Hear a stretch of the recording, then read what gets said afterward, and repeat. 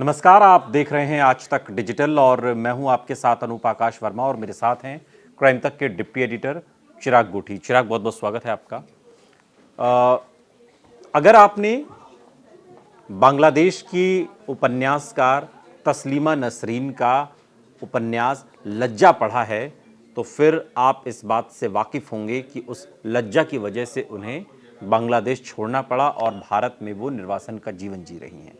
लज्जा उपन्यास जब हिंदुस्तान में बाबरी विध्वंस हुआ उसके बाद बांग्लादेश में अल्पसंख्यक, चूंकि वहाँ पर हिंदू हैं, उनके साथ जो दुर्दशा उनकी की जा रही थी उस पर यह उपन्यास आधारित है। अगर आज तस्लीमा नसरीन को फिर से लिखना पड़े लज्जा पार्ट 2 तो बांग्लादेश पर ही वो फिर लिखेंगी, क्योंकि बांग्लादेश आज फिर उसी दोराहे पर आकर खड़ा है। 1 करोड़ से अधिक जो हिंदू आबादी है वो वहाँ पर, चूंकि जो वीडियो सामने आ रहे हैं चिराग, वो भयभीत कर रहे हैं किस तरीके से उसमें जो हिंसक भीड़ है। हालांकि वहाँ अब शपथ अंतरिम सरकार आज रात में ले लेगी, मोहम्मद यूनुस अंतरिम सरकार के मुखिया होंगे और चीज़ों को सामान्य करने के ऊपर जोर भी दिया जा रहा है सेना की तरफ से, लेकिन हालात ठीक नहीं हैं। कल एक वीडियो आया भारत बांग्लादेश बॉर्डर पर जिसमें यहाँ की हमारे बीएसएफ के जवान हैं और कुछ और लोग भी हैं, वो लोग रोक रहे हैं और वहाँ से लोग यहाँ आना चाह रहे हैं। इस तरीके के हालात, इस तरीके की स्थिति है, ऐसे में ये तो बहुत चिंताजनक है। भारत सरकार ने चिंता जताई है।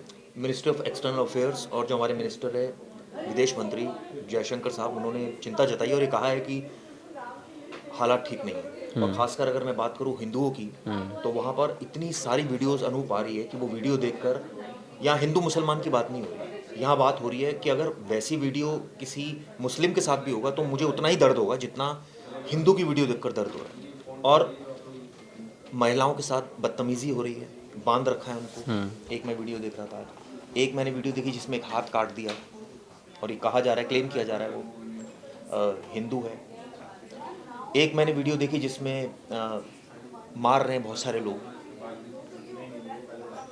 ये वीडियो बहुत ज़्यादा डरा रही है। बिल्कुल। और मैंने तो आपको मैंने तो एक वीडियो देखा अभी आज सुबह ही मैंने देखा, और उस वीडियो में वो बांग्ला में वो सभी लोग बोल रहे हैं, तो भाषा भले समझ में ना आई हो लेकिन उस विजुअल समझ में आ रहा था। उस एक शव है, उसको वो मरने के बाद उसको मारा जा रहा है, उसको एकदम उस तरीके से, फिर उसके कपड़े उतार दिए और वो तस्दीक कर रहे हैं कि हमने इसको जो मारा है ये हिंदू है।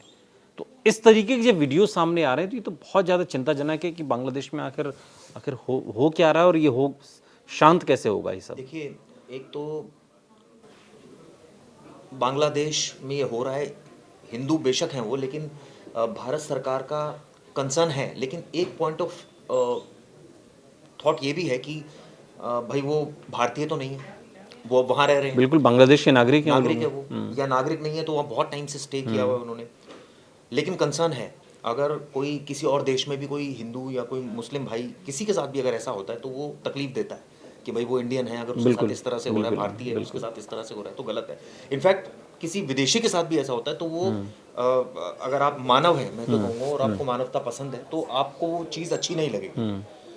तो यहाँ हम देख रहे हैं बहुत भयावह स्थिति है और सरकार तो अपने स्तर पर कार्य कर रही है। लेकिन एक पॉइंट ऑफ व्यू जो मैं कह रहा हूँ कि शायद ये एक मन में होता है कि वो हमारे नागरिक अब नहीं है, तो हमें लिमिट तक ही जो है। लेकिन शुरुआत में जो आंदोलन शुरू हुआ आरक्षण के विरोध में, छात्रों का मूवमेंट बताया गया, जिसे शेख हसीना ने कहा कि नहीं ये तो आतंकवादी हैं। उसके बाद हमने किस तरीके से वो रक्त रंजित हुआ पूरा बांग्लादेश, वो भी हमने देखा।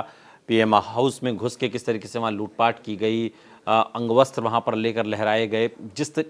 ये चीज़ें शर्मसार तो करती हैं, इससे बांग्लादेश को शर्म इसमें आएगी भविष्य में। आज न सही, बंगबंधु शेख मुजीबुर रहमान की मूर्ति वहाँ पर तोड़ी गई, जिन्होंने बांग्लादेश की स्थापना की। तमाम चीज़ें हो रही हैं, लेकिन जो सवाल, चूँकि हम जो चिंता जता रहे हैं वो बांग्लादेश में रहने वाले हिंदुओं के प्रति है, उनके ऊपर जिस तरीके से हो रहा है। हालांकि आर्मी चीफ ने वहाँ कहा है कि सैन्य शिविर बनाए गए हैं, उसमें आप कंप्लेन कर सकते हैं, सारी चीज़ें हो सकती हैं, लेकिन ये जो बातें कही जा रही हैं वो बातें ज़मीन पर अभी है नहीं, पता नहीं है नहीं है। लेकिन दूसरी बात, शिविर तक पहुंचने में तो कैसे जाएगा कोई आदमी? अगर मान लीजिए बाहर प्रोटेस्टर्स खड़े हैं और वो हंगामा कर रहे हैं आपने दंगे का स्वरूप देखा दिल्ली में भी, क्या बिल्कुल, हालात होते हैं उस बिल्कुल। समय। कुछ कोई नहीं बाहर सुनता, थोड़ी- कोई किसी की थोड़ी सुनता ही होता नहीं है। सुनता ही नहीं है। हाँ। और आप बाहर जा सकते हैं कि ऐसी नहीं। स्टेट में, या अपने बिल्कुल परिवार नहीं। को बाहर भेज सकते हैं। बिल्कुल तो नहीं। वहाँ तो कत्लेआम मचा पड़ा है, लोगों के हाथों में पता नहीं क्या क्या कौन कौन से वेपन्स हैं, वो लहरा रहे हैं, वो गालियां दे रहे हैं, वो मार रहे हैं, वो रेप कर रहे हैं, पता नहीं क्या क्या हो रहा है। तो हम सब देख रहे हैं, वीडियोज ही देख रहे हैं, और कितनी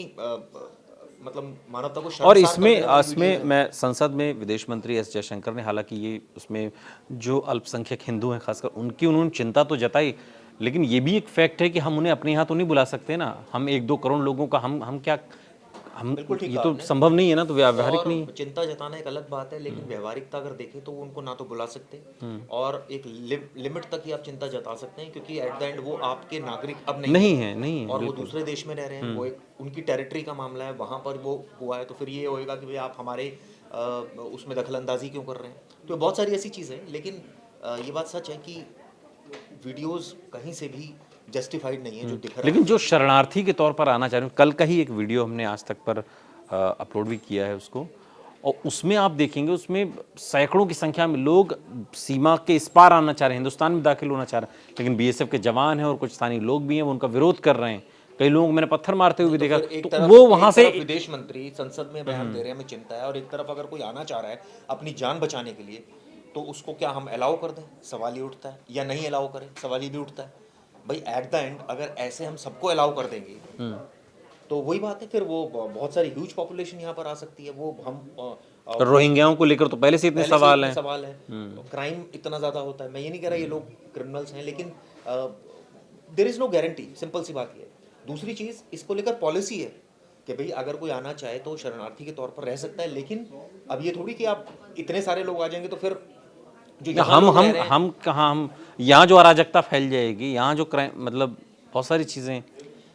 कुछ भी ना फैले, लेकिन सरकार की जिम्मेदारी तो बढ़ जाएगी। यहाँ पर अगर लोग आ जाएंगे बाहर से, मान लीजिए कई हजार लोग यहाँ पर आ गए, तो उसकी जिम्मेदारी किसकी बन जाएगी? कौन लेगा?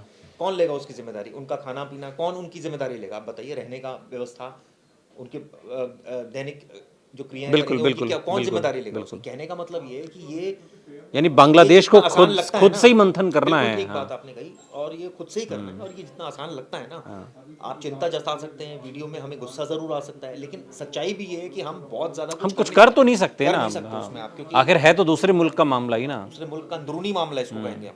ये जो एक कहावत है कि अंदरूनी मामला, ये अंदरूनी मामला है उनका, और वहाँ पर ये जो हो रहा है, हमारे सेंटीमेंट जरूर है। और ये तो मैंने जैसे बोला कि तो अगर हिंदू क्या मुस्लिम किसी के साथ भी हो, लेकिन तो ये जायज़ नहीं है। इस आफत से निपटना बांग्लादेश को ही है, वहाँ के लोगों को, वहाँ की नई हुकूमत को, वहाँ की सैन्य शासन को, देखिए, वहाँ उनको ही की निपटना होगा। सरकार पूरी तरह से, वहाँ का प्रशासन फेल हो गया।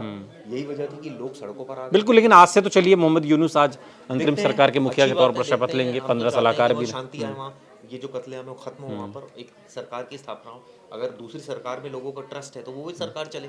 इंतजार करना होगा, इसके अलावा कोई विकल्प फिलहाल तो दिखाई नहीं कोई देता। विकल्प नहीं नजर आता, लेकिन जैसा आपने 7 से 8% पॉपुलेशन है बांग्लादेश में हिंदुओं की, और ऑब्वियसली उसमें से मुझे लगता है मैक्सिमम तो नागरिक ही होंगे, कुछ ही ऐसे होंगे जो वहाँ पर शरणार्थी के तौर पर हो बिल्कुल, सकते हैं। लेकिन जो वीडियो सामने आए हैं, सोशल मीडिया पर ही ये तमाम वीडियोस घूम रहे हैं, ये वीडियो बहुत ज़्यादा भयभीत करते हैं और चिंता बढ़ाते हैं कि पड़ोसी मुल्क बांग्लादेश में अल्पसंख्यक हिंदुओं के साथ किस तरीके की स्थिति हो रही है। इसलिए मैंने शुरुआत में जिक्र किया था लज्जा का, जिसे तस्लीमा नसरीन ने लिखा था। तब आज अगर वो लिखेंगी तो बांग्लादेश पर ही फिर से लज्जा पार्ट 2 लिखेंगी। बहुत बहुत शुक्रिया चिराग इस तमाम जानकारी के लिए आपका। यहाँ रुक रहे हैं, लेकिन आप कहीं जाइएगा नहीं, बने रहिए हमारे साथ, देखते रहिए आज तक डिजिटल।